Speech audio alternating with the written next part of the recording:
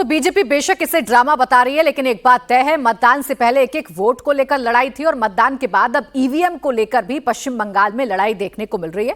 मेरे दो सहयोगी इस वक्त हमारे साथ जुड़ गए। ओंकार सरकार कोलकाता से हैं और पवन नारा भवानीपुर से इस वक्त हमारे साथ जुड़ गए हैं। ओंकार, आप सबसे पहले तस्वीरें दिखाइए। आपके पीछे में भारी पुलिस बल की तैनाती, सीआरपीएफ की तैनाती देख रही हूं। आज किस तरीके की तस्वीरें हैं? कि आज भी दोनों ही पार्टियों के कार्यकर्ता आमने सामने हैं या बैठे हुए हैं स्ट्रांग रूम के बाहर?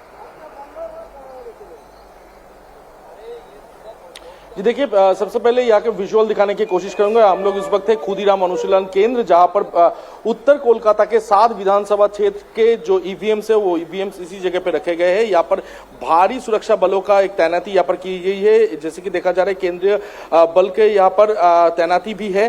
कल तक तो ऐसा नहीं था, लेकिन आज जैसे कि देखा जा रहा है यहाँ पर जो एंट्री करने का जो रास्ता है उसी रास्ते के ऊपर बड़ी बड़ी बैरिकेडिंग लगाई गई है। लगभग 8 साढ़े 8 फीट का बैरिकेडिंग यहाँ पर लगाई गई है। चेन ताले के साथ ये बैरिकेडिंग जो है वो बांध दिया गया है। इसके अलावा बाहर में सेंट्रल फोर्स के जो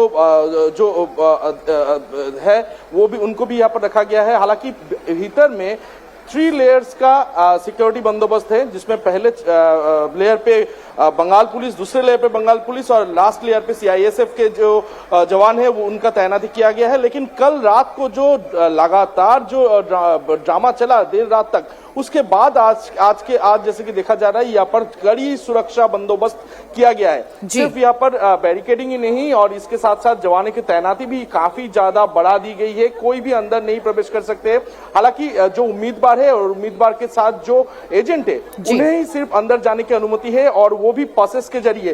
पास में नेताजी इंडोर स्टेडियम है और नेताजी इंडोर स्टेडियम से पास इशू करने के बाद यहाँ पर अंदर जा सकते हैं एजेंट, और एजेंट जाने के बाद जिस जगह पे सीसीटीवी कैमरे के लिए टीवी मॉनिटर लगाया गया है उस जगह पे बैठ के वो मॉनिटर कर सकते हैं। दरअसल कल जो घटना हुई, जब देखा गया तृणमूल कांग्रेस की तरफ से सोशल मीडिया में एक वीडियो जारी किया गया जहां पर दिख रहा है कि एक जो 22 कैमरे अंदर लगाए हुए हैं उनमें से एक में हलचल देख रही है। तो उसके बाद टीएमसी की तरफ से लगातार ये आरोप लगाया गया कि इसमें छेड़छाड़ किया जा सकता है। उसी के बाद कुणाल घोष और उसके साथ साथ शशि पाजा भी यहाँ पर मौके पर पहुंच गए। उनको देखते हुए बीजेपी के कर्मी समर्थक भी यहाँ पर पहुंच गए और जमकर हंगामा भी हुआ। ओंकार, कल रात जो हुआ वो हम सबने देखा और ऐसी तस्वीरें फिर से रिपीट ना हो, इसलिए भारी संख्या में सुरक्षा बलों की तैनाती की गई है। लेकिन एक बात तय है कि मतदान तक इसी तरीके के हालात पश्चिम बंगाल में, काउंटिंग तक माफ कीजिएगा, ऐसे ही हालात बने रहेंगे।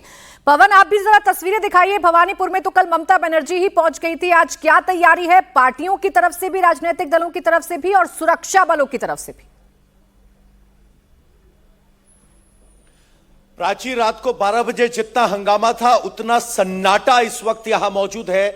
यहां फोर्सेस बढ़ा दी गई हैं, सीआरपीएफ जवान तैनात हैं, कोलकाता पुलिस जवान तैनात हैं और हमें कहा गया है कि चुनाव आयोग के आदेश के अनुसार आप 200 मीटर दूर खड़े हो जाइए। तो लगातार अनाउंस किया जा रहा है। हो सकता है इस लाइव के बाद भवानीपुर के इस काउंटिंग सेंटर का गेट आप कैमरे पर ना देख पाए, क्योंकि सबको यहां हटाया जा रहा है। जितने भी पोलिंग बूथ के लिए गाड़ियां आनी है उनका नंबर और ड्राइवर का नंबर यहां इस पोस्टर पर लिखा है।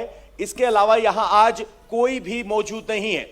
यहां पार्टी टीएमसी और बीजेपी की तरफ से जरूर काउंटिंग एजेंट अंदर मौजूद हैं।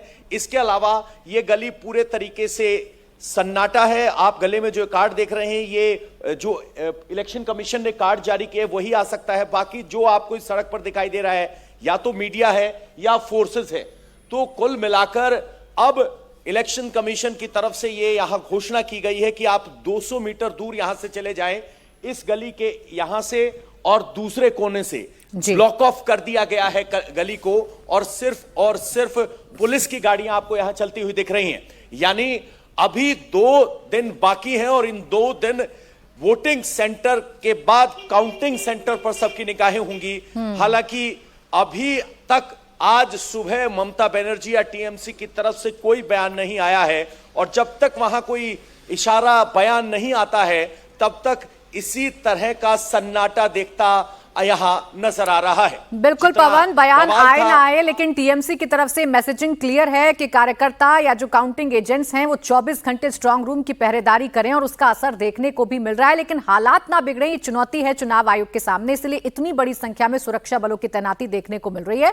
शुक्रिया आपका ओंकार और पवन, तमाम जानकारी हमें देने के लिए।